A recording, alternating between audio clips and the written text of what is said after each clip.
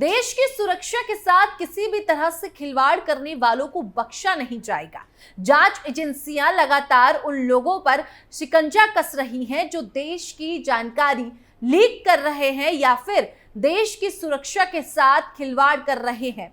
अब एक बार फिर से एनआईए का जबरदस्त एक्शन एक साथ 7 राज्यों में देखने को मिला है, जिससे हड़कंप मच गया है। कई लोगों से पूछताछ की गई, कई लोगों के फोन जब्त किए गए और लगातार एक्शन चल रहा है, जिससे आरोपियों में खौफ बना हुआ है। तो क्या कुछ है पूरा मामला और क्यों एक साथ 7 राज्यों में एनआईए के एक साथ करनी पड़ी है छापेमारी, इसी का पूरा कच्चा चिट्ठा खोलेंगे। नमस्कार, मैं हूं आपके साथ पारुल त्रिपाठी और आप देख रहे हैं हमारा खास शो कच्चा चिट्ठा।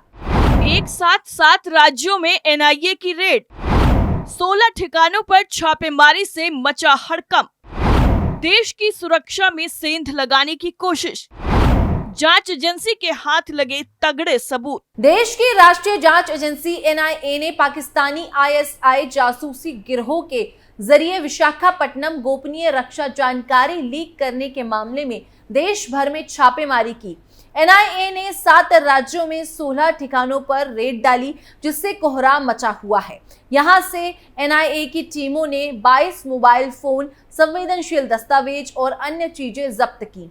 एनआईए ने बताया कि इस मामले में आंध्र प्रदेश की एनकाउंटर इंटेलिजेंस सेल ने जनवरी 2021 में इस मामले में मामला दर्ज किया था। जुलाई 2023 में एनआईए ने इसकी तफ्तीश अपने हाथों में ली थी। इसी मामले को लेकर एनआईए ने गुजरात, कर्नाटक, केरल, तेलंगाना, उत्तर प्रदेश, बिहार और हरियाणा में 16 ठिकानों पर छापेमारी की। पाकिस्तान की कई जासूसी करने वाले और नौसेना से जुड़ी संवेदनशील जानकारी पाकिस्तानी खुफिया एजेंसी को भेजने वाले नेटवर्क पर एनआईए के एक्शन से पूरी गैंग में त्राहिमाम है।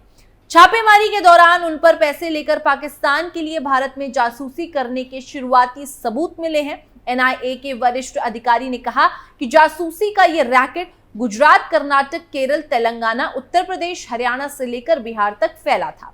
सबसे पहले इस रैकेट का पता 2021 में आंध्र प्रदेश की काउंटर इंटेलिजेंस सेल ने किया और नौसेना के संवेदनशील दस्तावेज पाकिस्तान को बेचने के आरोप में केस दर्ज किया और आकाश सोलंकी नाम के एक आरोपी को गिरफ्तार भी कर लिया।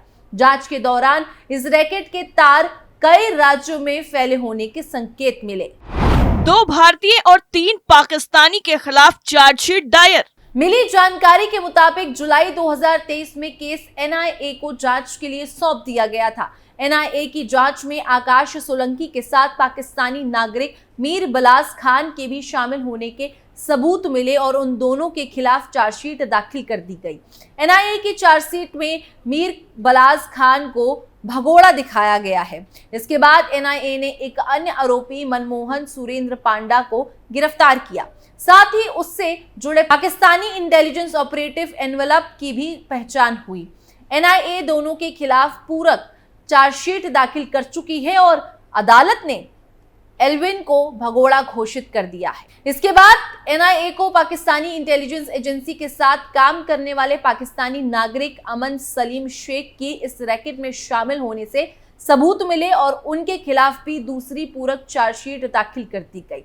इस तरह से इस मामले में 2 भारतीय और 3 पाकिस्तानी के खिलाफ चार्जशीट हो चुकी है। एनआईए के वरिष्ठ अधिकारी ने कहा कि रेड में कई संदिग्ध व्यक्तियों से पूछताछ की जा रही है और उनके मिले मोबाइल फोन और अन्य दस्तावेजों की जांच की जा रही है। उन्होंने कहा कि जल्द ही इस रैकेट में शामिल अन्य आरोपियों की गिरफ्तारी हो सकती है।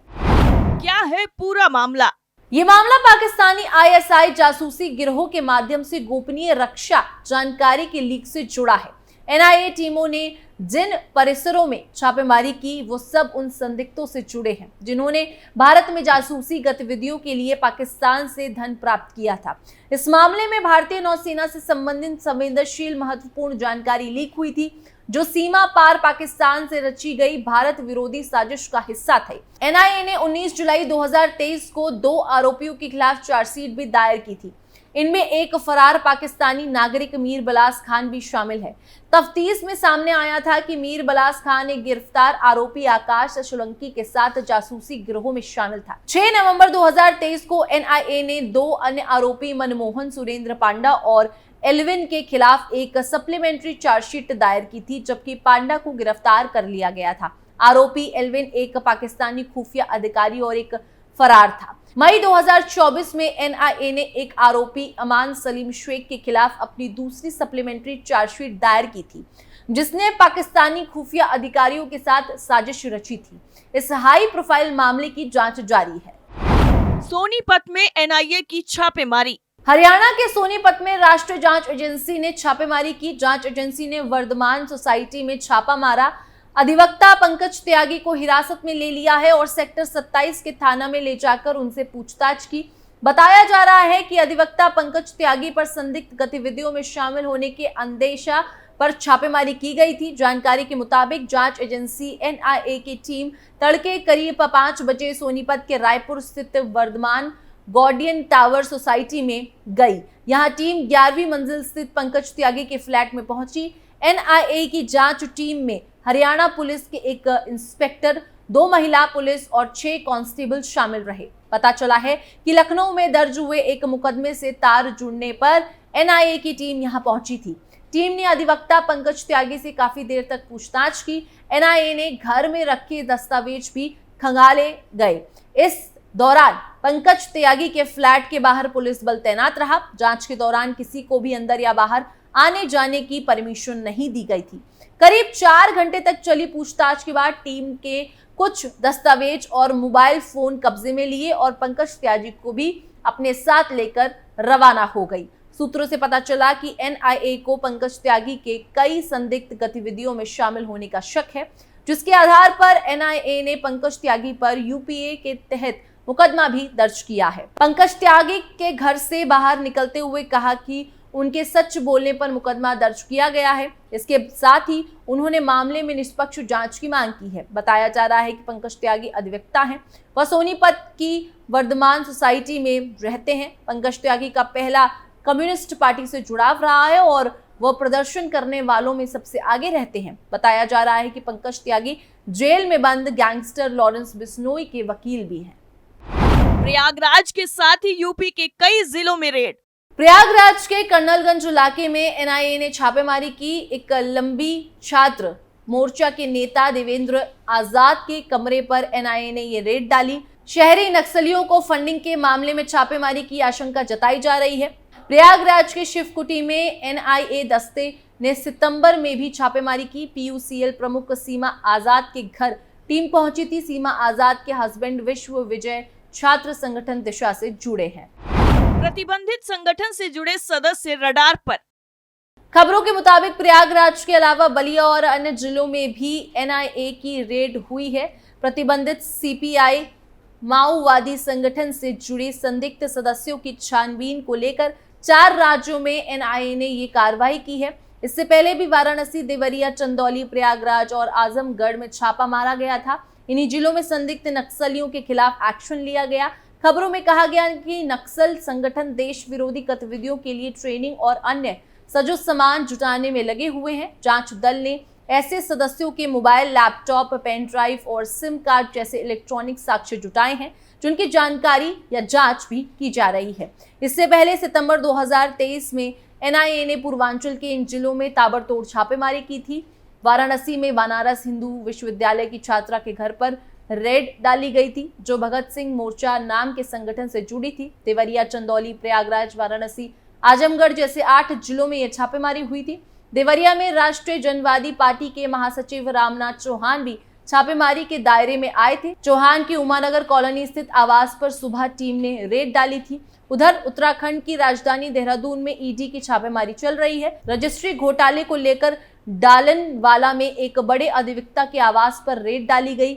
ऋषिकेश में भी यह छापेमारी हुई है। रजिस्ट्री घोटाले से संबंधित दस्तावेज और बैंकिंग कागजात को लेकर छानबीन की गई है। महाराजगंज जिले में एनआईए की टीम का छापा।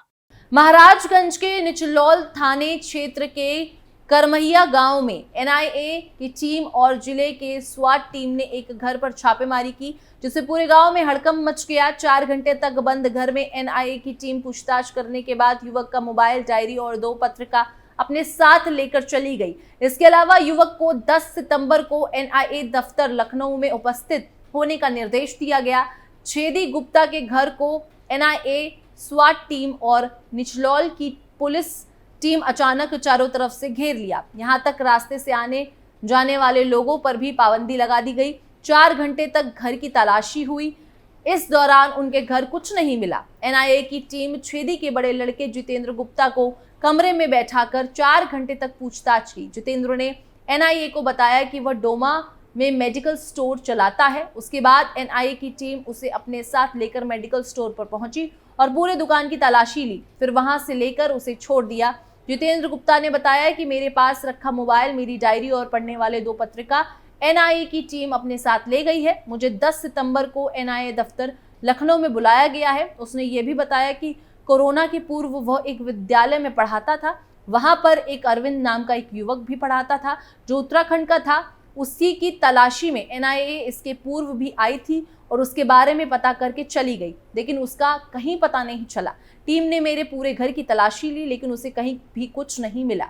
वहीं इस मामले में पुलिस अधीक्षक सुमेंद्र मीना ने कहा कि राष्ट्रीय जांच एजेंसी की टीम करमैया गांव में जांच पड़ताल के लिए आई थी। टीम को पुलिस फोर्स उपलब्ध कराई गई थी। जांच के बाद टीम चली गई।